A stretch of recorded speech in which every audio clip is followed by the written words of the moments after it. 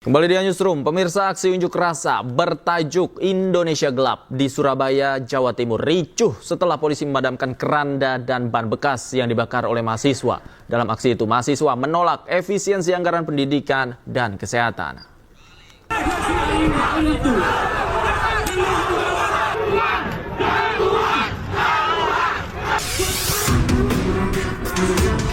Mahasiswa dan polisi bentrok saat aksi unjuk rasa bertajuk Indonesia Gelap di depan gedung DPRD Jawa Timur.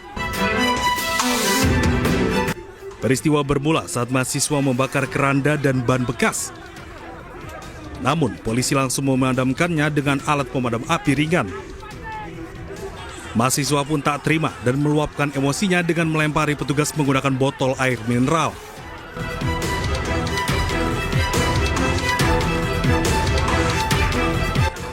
Adapun dalam aksi ini, ribuan mahasiswa dari berbagai perguruan tinggi menolak efisiensi anggaran pendidikan dan kesehatan yang dilakukan pemerintah.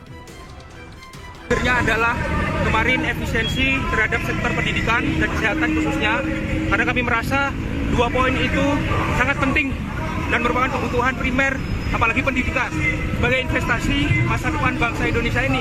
Tapi ternyata kok malah terdapat efisiensi. Itulah yang men-trigger teman-teman mahasiswa Jawa Timur. Karena kami yakin ketika ada efisiensi anggaran di ranah pendidikan, maka yang terancam adalah biaya kuliah kami. Yang terancam adalah biaya kuliah teman-teman. Sehingga kesempatan untuk kawan-kawan yang meraih atau mau menempuh perguruan tinggi itu justru akan semakin pudar, akan semakin sulit. Sementara itu, polisi menyebut kericuan terjadi akibat kesalahpahaman antara mahasiswa dengan petugas yang berjaga. Dan pengamanan unjuk rasa dari mahasiswa. Jadi mulai dari awal kita sudah melaksanakan tahapan-tahapan, mulai dari tahapan yang paling persuasif, kita komunikasi dari mahasiswa, apa yang menjadi keinginan, apa yang menjadi aspirasinya, kita bantu untuk komunikasi dengan Ketua DPR. Tadi mengalami awalnya mengalami lancar, kemudian berikutnya ada sedikit miskomunikasi. Namun demikian secara keseluruhan kegiatan pengamanan ini alhamdulillah lancar semuanya. Ketegangan antara mahasiswa dan petugas pun bereda setelah Ketua DPRD Jawa Timur datang menemui mahasiswa. Dari Surabaya, Jawa Timur, Sony Hermawan, iNews melaporkan. Pemirsa, tagar Indonesia Gelap menggema di media sosial X. Tagar ini merupakan bentuk keresahan masyarakat terhadap sejumlah kebijakan pemerintah. Hingga pukul 17.00 waktu Indonesia Barat, tagar Indonesia Gelap menjadi trending nomor 1 di media sosial X. Lebih dari 200.000 orang membicarakan hal ini. Tagar Indonesia Gelap muncul sebagai bentuk keresahan kinerja pemerintahan Prabowo Gibran. Salah satunya, efisiensi anggaran pemerintah yang berdampak pada kemajuan perguruan tinggi.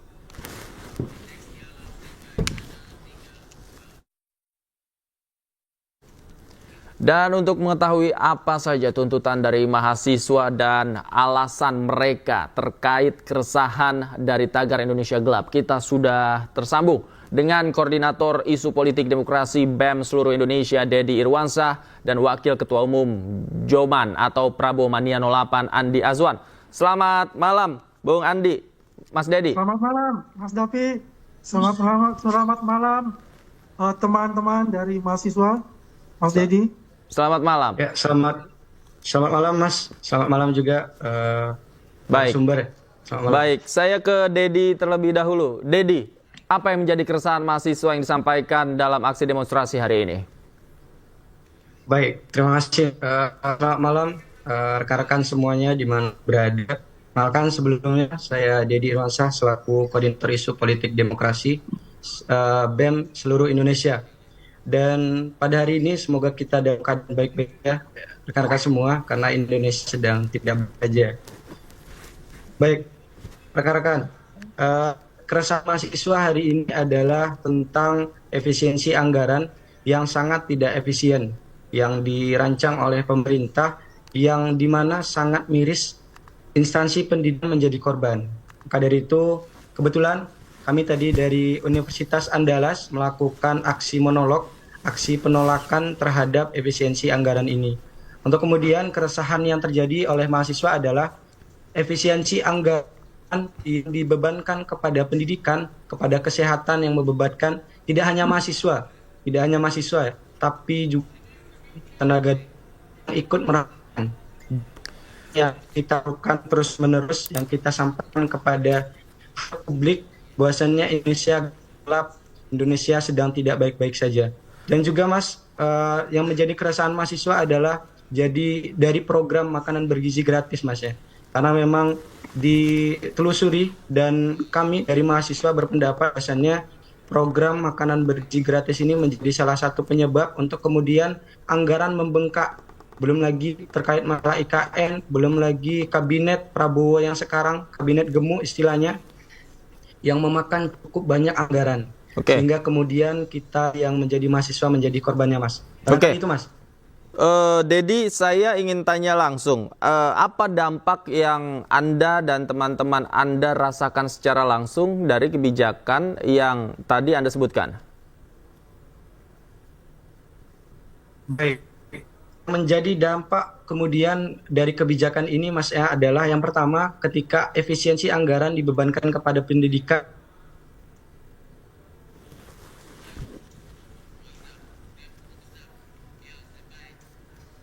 Dedi? Baik, ya Mas, mohon maaf Mas, tadi terputus. Sudah jelas kembali Mas? Ya boleh, silakan langsung saja. Baik, nah, jadi memang yang pertama UKT mahasiswa akan mengalami kenaikan Mas. Karena memang efisiensi anggaran dilakukan oleh pemerintah. Dan di samping itu yang sangat mirisnya adalah mahasiswa yang mendapatkan KIP kuliah justru ini akan terkena imbasnya Mas. Di mana tidak akan keluar dan akan dipotong. Nah ini yang menjadi keresahan kita bersama sebagai mahasiswa. Untuk kemudian UKT yang akan naik, ke kuliah yang akan dipotong Mas. Oke. Itu Mas. Oke, baik. Saya ke Bang Andi. Bang Andi, tanggapannya keresahan mahasiswa. Dua hal tadi yang secara langsung dirasakan. UKT akan naik, kemudian juga KIP kuliah dipotong. Ya, terima kasih Mas Davi. Terima kasih Adinda, Dedi, ya teman-teman mahasiswa. Saya sangat mendukung sekali apa yang dilakukan oleh para mahasiswa untuk menyuarakan suara rakyat, ya suara mahasiswa, asal dalam jalur-jalur yang benar. Ya memang masalahnya adalah penyampaian untuk efisiensi anggaran itu, saya rasa belum sampai ke publik secara utuh. Masih belum 100% seperti itu. Sehingga keresahan-keresahan itu dirasakan baik oleh masyarakat umum maupun juga kepada para mahasiswa. Padahal sebetulnya efisiensi anggaran itu adalah untuk efisiensi, bukan hal-hal untuk pelayanan publik. Ya termasuk adalah untuk mahasiswa mengenai UKT itu, ataupun KIP itu. Itu tetap akan terus berjalan. Tapi yang ada yang efisiensi itu adalah hal-hal seperti perjalanan dinas, ya, kemudian ATK dan sebagainya itu. Jadi itu sudah merupakan suatu katakanlah janji politik dari Pak Prabowo itu, bagaimana meningkatkan SDM manusia Indonesia itu. Kalau meningkat dan masa cita, kalau meningkatkan SDM itu ya jelas dari SD, SMP, SMA dan mahasiswa itu adalah sasaran utama dalam masa cita itu.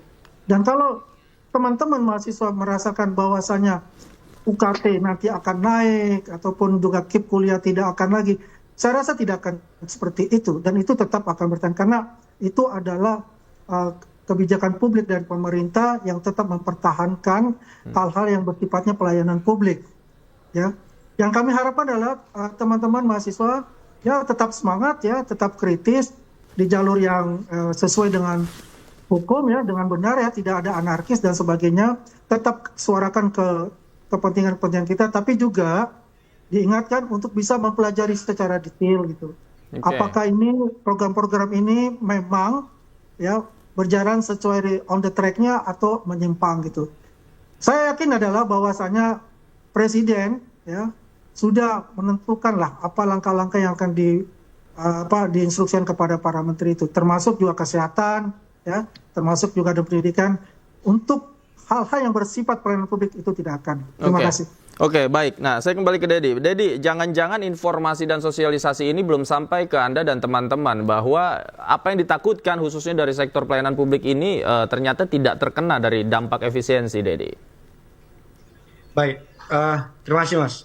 Jadi tadi kami dari mahasiswa UNAN dan juga Politeknik Negeri Padang melakukan aksi monolog dan kebetulan dihadiri oleh Ketua Komisi 10 DPR RI, Mas ya, Ibu Hatifah, dan beliau menyampaikan hal yang tadi yang kami sampaikan terkait efisiensi anggaran untuk pendidikan masih ada kemungkinan untuk terjadi. Dan bahasanya adalah akan diusahakan untuk tidak terjadi, Mas ya. Jadi informasi yang tersebar di media sekarang terkait efisiensi anggaran terhadap pendidikan yang dipotong sangat lumayan besar, Mas ya. Nah, jadi tadi disampaikan oleh Mas Andi bahwasannya ini belum kemungkinan terjadi. Itu yang kita wanti-wanti, Mas ya. Karena kalau sudah terjadi maka akan terjadi keresahan bagi mahasiswa dan juga tidak hanya mahasiswa, baik juga dosen dan juga tenaga didik, Mas. Saya rasa itu.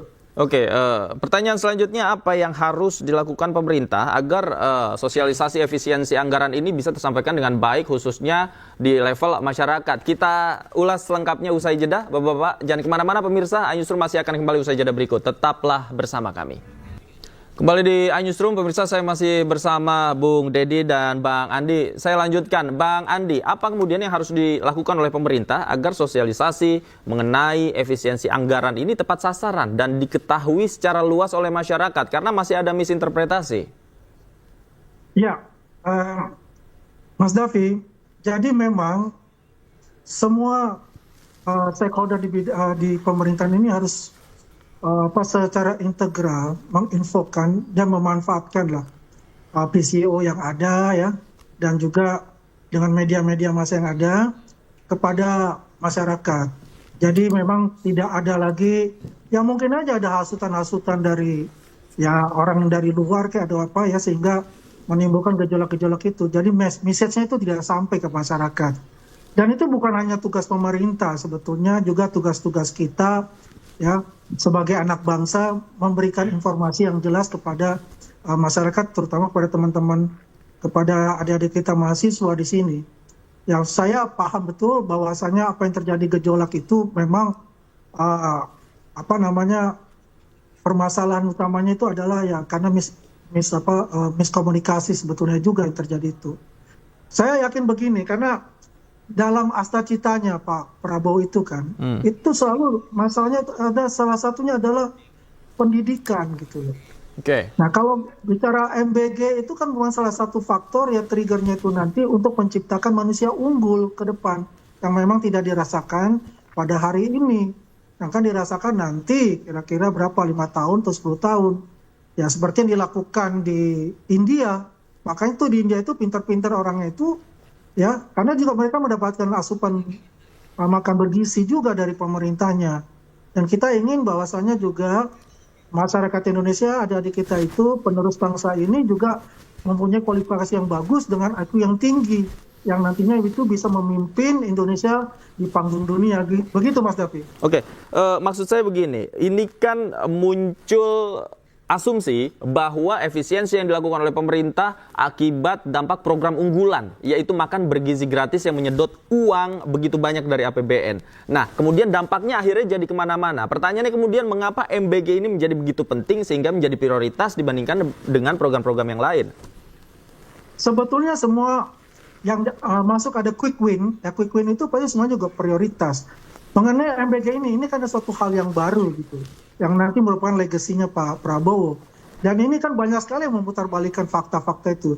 Kita tidak bisa melaksanakan MBG itu ya secara instan. Itu pasti ada tahapan-tahapan. Untuk saat ini sudah ada dana kan 71 triliun untuk itu. Itu bukan masuk di APBN 2025, memang itu disisipkan dari Kementerian Pertahanan itu. Nanti regularly itu akan tercapai semua.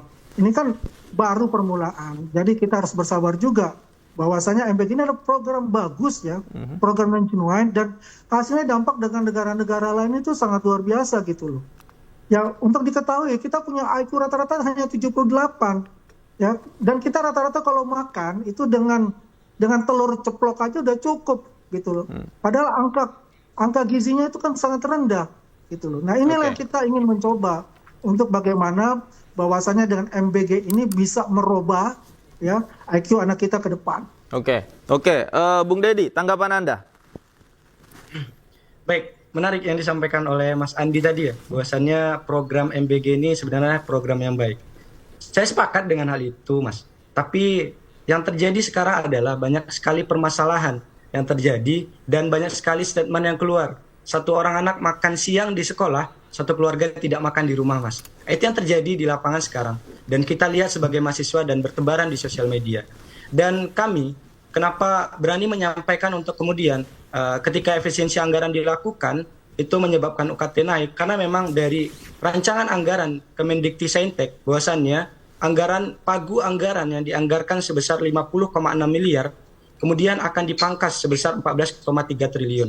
56,6 triliun akan dipangkas sebesar 14,3 triliun. Nah, ini yang menjadi penyebab untuk kemudian kenapa UKT bisa naik, kawan-kawan kita yang mendapatkan KIP kuliah akan dipangkas, Mas. Kemudian berbicara tentang makanan bergizi gratis. Saya sepakat, Mas, ketika memang dilakukan tepat sasaran kepada ibu-ibu hamil, karena memang kalau kita lihat dan kita nilai bahwasannya berapa juta anak-anak yang akan diberikan makan siang gratis, berapa banyak anggaran yang akan dikeluarkan untuk hal itu, dan berapa pula hari, dan apakah bisa dipastikan anak-anak sampai kepada pelosok-pelosok Indonesia ini mendapatkan makanan bergizi yang pas, yang efisien, dan memang bergizi, Mas. Dan sekarang yang terjadi di lapangan adalah makanan yang diberikan dinilai tidak bergizi dan bahkan disampaikan bahwasannya tidak enak, Mas. Ini yang menjadi problematika saat ini ya, Mas. Saya setuju bahwasannya makanan bergizi gratis ini diberikan untuk menunjang IQ anak Indonesia untuk menjadi lebih tinggi. Tapi yang terjadi di lapangan sekarang tidak seperti itu, Mas. Banyak anggaran yang keluar tapi dinilai tidak efisien dilaksanakan saat sekarang ini, Mas. Seperti itu, Mas.